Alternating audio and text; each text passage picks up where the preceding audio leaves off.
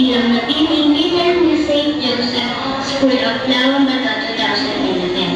Napakalaking karamahan po ito sa akin dahil nagkaroon ako ng malaking tiwala sa aking sarili. Nagkaroon ako ng pag-asa para sa isang magandang kinabukasan. Nagkaroon ako ng maraming kaibigan at kakilala. Ganoon pa lang pakiramdam, sobrang saya. Dahil dito, nais kong pasalamatan ang pamunuan ng St. Joseph School Laon.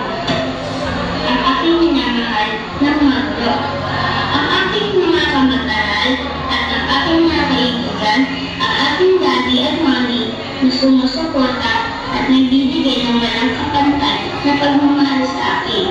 At ganoon din ang aking pinakamamahal na lolo at lola na lagi sumusubaybay sa aking paglaki.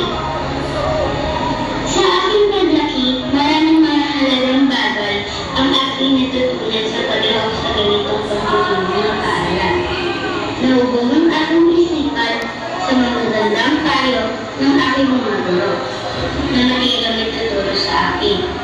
Dalangin ko kay Lord, patuloy ang munad, biyayaan at gabayan ang paaralang ito upang patuloy na mabuo ang mga kabataan sa kagandahang asa. Sinigagayan kong isali ang parangalan sa nagiramayang nito ni St. Joseph School of Laon Bato. Binabati kita. Ako po si Francis Lino Rosario, ang libro ni St. Joseph